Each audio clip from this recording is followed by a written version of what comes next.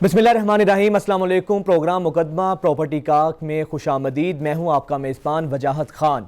नाज़रीन, हर हफ्ते हम ये प्रोग्राम आपकी खिदमत में लेकर हाजिर होते हैं और इस प्रोग्राम का बुनियादी मकसद ही ये है कि वो लोग, वो ओवरसीज़ पाकिस्तानी या पाकिस्तान के अंदर वो इन्वेस्टर्स जो कि प्रॉपर्टी में या रियल स्टेट के शोबे में इन्वेस्टमेंट करना चाहते हैं, उनकी इन्वेस्टमेंट के हवाले से जो उनके मसाइल हैं, डेवलपर्स के क्या मसाइल हैं, रियल स्टेट से वाबस्ता जो अफराद हैं उनके क्या मसाइल हैं, उसके अलावा जो इन्वेस्टर्स हैं उनको किन किन मुश्किलात का सामना है, और इस प्रोग्राम में हम इस पर बात करते हैं। और यकीनन प्रॉपर्टी जो है ये ऐसा शोबा है, किसी भी मुल्क की अगर इसको रीढ़ की हड्डी कहा जाए तो ये गलत ना होगा, क्योंकि मुल्क की इकोनॉमी में इसका बहुत बड़ा किरदार है। 60 के करीब सनतें हैं जो बराह रास्त इस सनत से वाबस्ता हैं।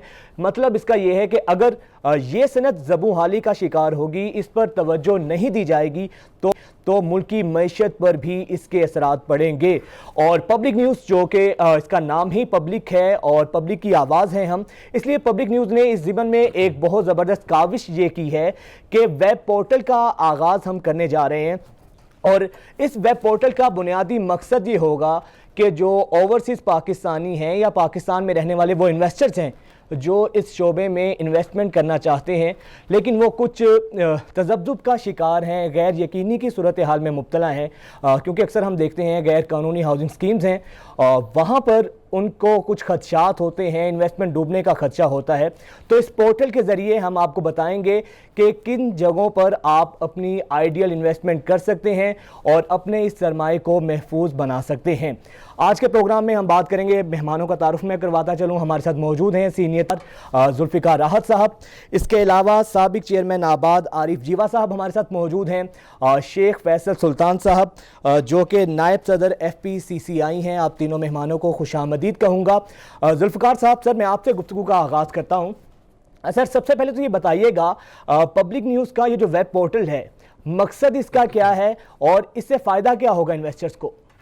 यार थैंक यू वेरी मच। मैं समझता हूँ कि इस पोर्टल से बहुत ज़्यादा फ़ायदा इसलिए होगा कि प्रॉपर्टी एक ऐसा बिजनेस है जिसमें हर तमाम मिडिल क्लास, ये जिसमें अपर क्लास, जिसमें लोअर मिडिल क्लास, वो सब के सब लोग ये समझते थे कि प्रॉपर्टी एक ऐसा कारोबार है जिसमें सरमाया लगा के वो सुकून के साथ उसका रिटर्न ले सकते हैं। यानी इसको एक महफूज इन्वेस्टमेंट समझा जाता था। मिसाल के तौर पे मैं समझता हूँ कि लाहौर की जितनी आबादी है उसको आप 70% आबादी किसी ना किसी शक्ल में रियल एस्टेट के बिजनेस के साथ मुंसलिक है। कोई रियल एस्टेट में बराह रास्त काम कर रहा है, किसी ने प्लॉट लेके रखा हुआ है, किसी ने इन्वेस्टमेंट किया है, कोई घर बना रहा है, किसी ना किसी शक्ल में वो रिलेटेड है। लेकिन बदकिस्मती ये हुई कि इस मुल्क के अंदर जब से इसके जो रेगुलेटर्स हैं उन्होंने थोड़ी आंखें बंद की और माफियाज ने यहाँ पे जड़ें पकड़ी, तो उसका नतीजा ये निकला कि यहाँ पे ओवरसीज़ पाकिस्तानीज भी लुटने लगे, यहाँ पे पाकिस्तानी इन्वेस्टर भी लुटने लगा, और वो बेचारे तमाम के तमाम लोग डर गए और वो रियल एस्टेट में इन्वेस्ट करने की बजाय दीगर साइडों पे देखने लगे। और 400 से लेके 500 बिलियन रुपए का यहाँ पे रियल एस्टेट में फ्रॉड हो रहा है। इस शक्ल में, मैं दूसरे फ्रॉड की बात नहीं कर रहा कि गवर्नमेंट को चूना कैसे लगाया जा रहा है, गवर्नमेंट की ज़मीनों पे कब्जा कैसे किया जा रहा है, ये बड़े बड़े जो रियल एस्टेट के टाइकून है वो क्या कर रहे हैं, मैं उनकी बात नहीं कर रहा। मैं बराह रास्त ओवरसीज़ जो लुट रहे हैं, बराह रास्त जो पाकिस्तानी छोटे इन्वेस्टर जो लुट रहे हैं, और जो बेचारे जेन्युइन मैं समझता हूँ कि बाहर हैं, वो बेचारे भी तमाम के तमाम लोग डर गए हैं। मिसाल के तौर पे बासर लोग हैं, सोसाइटीज़ जाली हैं, NOC मिला नहीं, LDA ने आंखें बंद कर ली, महकमा कोऑपरेटिव पूछता नहीं, CDA नहीं पूछता, और वहाँ पे धड़ाधड़ इन्वेस्टमेंट हो रही है और उनकी एक एडवर्टीजमेंट चलती है, और ऐसी पुरकशिश किस्म की वजाहत उनकी एडवर्टीजमेंट होती है जिसमें वसीम अकरम साहब आते हैं, जिसमें शाहिद अफरीदी साहब आते हैं, मेरा हीरो आता है, आके कहता है जी प्लाट ले लो, मैंने प्लाट ले लिया, हीरो साहब वहाँ से गायब हो जाते हैं और मैं सारी ज़िंदगी उसको भुगतता रहता हूँ। तो पब्लिक TV ने एक बड़ा ज़बरदस्त इनिशिएटिव लिया है कि वो अब लोगों को अवेयर करेगी। इस पोर्टल के ज़रिए पब्लिक TV का जो अदारा है वो ओवरसीज़ पाकिस्तानीज़ को रहनुमाई देगा, पाकिस्तान के इन्वेस्टर्स को रहनुमाई देगा कि कहाँ पे आप इन्वेस्टमेंट कर सकते हैं और कहाँ पे आपको इन्वेस्टमेंट नहीं करनी चाहिए, कौन लूट रहा है और कौन जेन्युइन बिजनेस कर रहा है। तो मैं समझता हूँ कि ये एक बड़ा ज़बरदस्त फैसला है पब्लिक टीवी की मैनेजमेंट का। इसको अगर हम आगे लेके चलते हैं तो ये पब्लिक सर्विस का एक बहुत बड़ा काम होगा यकीनन। और सबसे बड़ी जो इन्वेस्टर्स होते हैं उनकी ख्वाहिश ये होती है कि उनका जो सरमाया है, जो उनके हक हलाल की कमाई है, वो डूब ना सके, और पब्लिक का इसमें बहुत अहम किरदार होगा। आरिफ जीवा साहब हमारे साथ मौजूद हैं। आरिफ साहब, खुशामदीद एक दफ़ा फिर से आपको। सर, आप बताइएगा पब्लिक न्यूज़ की ये जो काविश है वेब पोर्टल की, ताकि मकसद ये है इसका कि जो इन्वेस्टमेंट करना चाहते हैं ओवरसीज़ पाकिस्तानी या मुल्क के अंदर इन्वेस्टर्स हैं, उनकी इन्वेस्टमेंट को सिक्योर किया जा सके और उनका एतमाद बहाल किया जा सके। क्या कहेंगे सर आप इस काविश पर? देखिए, मैं तो पब्लिक टीवी को पोर्टल पे तो मुबारकबाद, आज जो न्यूज़ आपने ये ब्रेक की है उस पर जो मुबारकबाद पेश करता हूँ। लेकिन मैं पब्लिक टीवी जब से लॉन्च हुआ है और जो प्रॉपर्टी से रिलेटेड इश्यूज को हाईलाइट कर रहा है, खास करके जो आपका प्रोग्राम है मुकदमा प्रॉपर्टी का, इसमें हर वीक जो है वो हम देखते हैं कि एक लोगों को अवेयरनेस मिलती है प्रॉपर्टी के हवाले से और प्रोजेक्ट्स के हवाले से। तो मैं आपको और आपकी इंतजामिया को मुबारकबाद भी पेश करता हूँ और आप लोगों का शुक्रगुजार भी हूँ मैं, आबाद की तरफ से भी अपनी तरफ से भी, कि आप लोग जो है माशाल्लाह बहुत बहुत अच्छा काम कर रहे हैं। और आपके इस प्रोग्राम के बाद जो है वो कई चैनल्स के ऊपर जो है वो प्रॉपर्टी के हवाले से प्रोग्राम शुरू हुए हैं, लेकिन इसकी इब्तिदा जो है वो आपके चैनल से मुकदमा प्रॉपर्टी के नाम से आमिर साहब जो है वो उन्होंने मेरा ख्याल है इसकी बुनियाद रखी हमसे मुशावरत से, और माशाल्लाह अब जो है वो आपका वीकली प्रोग्राम चल रहा है। देखें, बात ये है कि जो अभी बात आप डिबेट कर रहे हैं, लोगों के इश्यूज, ये पोर्टल जो आपने शुरू किया है, अब आज जो है आपको पता है आपके प्रोग्राम में भी और कई कई सालों से एक बात कर रही है कि आप जो है गवर्नमेंट को भी कह रही है कि आप सिस्टम को डिजिटलाइज करें ताकि लोगों को आसानियां पैदा हो। गवर्नमेंट अब उस तरफ जा रही है, एलडीए में कुछ काम किया, लेकिन आपने जो इसमें एक अपना शेयर डाला है, तो ये जो है आपने किसी के कहने पे नहीं डाला। आपकी इंतजामिया ने जो है वो ये समझा कि उनकी जिम्मेदारी है। पाकिस्तान, जैसे आपने शुरू में कहा कि चैनल का नाम ही पब्लिक है, तो पब्लिक को जो है वो एक गलत लोगों से बचाने के लिए आपने एक बेड़ा उठाया है, और इंशाल्लाह मैं समझता हूं कि आबाद जो है वो आपके साथ जो है वो इसमें बिल्कुल चलेगी, और आबाद आपके पोर्टल को जो है वो उसमें कामयाबी के लिए आबाद के मेंबरान जो है वो जरूर इसमें जो है वो आपके साथ साथ होंगे, जिस तरह आप हमारी इंडस्ट्री को सपोर्ट करते हैं। यकीनन बतौर जी सर, बात अपने मुकम्मल कीजिएगा। जी, सबसे पहली चीज ये देखिए, हम बार बार एक बात कर रहे हैं, सिंध बिल्डिंग कंट्रोल अथॉरिटी जो है या SBCA जिसको कहते हैं, पहले जो है वो ये कराची बिल्डिंग कंट्रोल अथॉरिटी था, KBCA, उसमें शुरू से जो है वो कंडीशन है कि कोई भी अदर देन आबाद मेंबर कमर्शियल प्रोजेक्ट लॉन्च नहीं कर सकते। हम ये नहीं कहते कि 100% रिजल्ट है कि जी आबाद का मेंबर जो है वो किसी गलत काम या किसी गलत उसमें नहीं है। कुछ लोग आते हैं, लेकिन हम जो है वो फिर उनको कंट्रोल भी करते हैं, फिर उनके पीछे भी जाते हैं, और लोगों को हम जो है वो उनकी कंप्लेन भी जो है हम रिजॉल्व कराते हैं आबाद में बैठ के। यही चीज हमने रिक्वेस्ट की हुई है, LDA में हमने रिक्वेस्ट दी हुई है, CDA में, even prime minister of Pakistan Imran Khan साहब को हमने रिक्वेस्ट की और कई सालों से कर रहे हैं कि आप कंपलसरी कर दें LDA के अंदर कि जी आबाद का मेंबरशिप जिसके पास होगी, पाकिस्तान की एसोसिएशन है, ये सिर्फ कराची की नहीं है, ये लाहौर की नहीं है, इस्लामाबाद की नहीं है, पूरे पाकिस्तान की एसोसिएशन 1972 से रजिस्टर्ड है। आप जो है वो इनकी मेंबरशिप कंपलसरी करें, अप्रूवल से जो है इसको नती करें, ताकि ये जो रेशो जो बहुत ज्यादा अभी जो जुल्फकार साहब बात कर रहे थे ना, ये बेसिकली वजूहात यही है कि आपको सरकारी इदारों में भी जाहिर है कुछ मसाइल हैं, कुछ लोगों से मिली भगत होके और जाली सोसाइटियां आ जाती हैं, प्रोजेक्ट आ जाते हैं। और देखिए, कुछ प्रोजेक्ट तो जाली नहीं होते, NOC लेकर आते हैं प्रॉपर LDA से या RDA से या CDA से, लेकिन होता ये कि ये काम वो है कि इसमें जो है वो इनिशियली कैश फ्लो बहुत ज्यादा होता है, पैसे का जो है वो टर्नओवर बहुत ज्यादा होता है शुरुआत।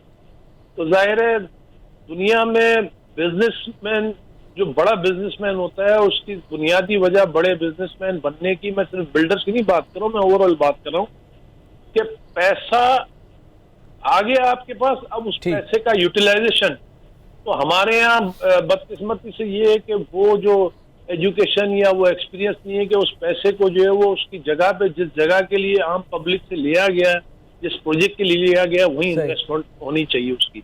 होता ये है कि वो पैसा जो है वो फिर दूसरी जगहों पे चला जाता है और प्रोजेक्ट जो है वो मट्टी में रहता है और फिर लोग बिल्कुल सर, ये वो बुनियादी चीजें हैं जिस जानिब आपने तवज्जो दिलाई है। शेख फैसल सुल्तान साहब, सर आप क्या कहेंगे पब्लिक की इस काविश पर? उसके अलावा सर ये बताइएगा, अगर इतना बड़ा इसको कहा जाता है कि मईशत के अंदर रीढ़ की हड्डी की हैसियत रखता है, हर हुकूमत के मैनिफेस्टो उनके मंशूर का मरकजी हिस्सा ये रहा है प्रॉपर्टी का शोबा, तो उसके बावजूद सर इसकी ज़बूहाली का जिम्मेदार कौन है, मसाइल का इनका फिर हल क्या है? लेकिन इससे पहले सर ये बताइएगा, जो वेब पोर्टल पब्लिक ने जिसका आगाज़ किया है, इसमें कितनी मददगार साबित होगी ये काविश के जो इन्वेस्टमेंट करना चाहते हैं लोग, उनकी कम से कम इन्वेस्टमेंट सिक्योर हो सकेगी?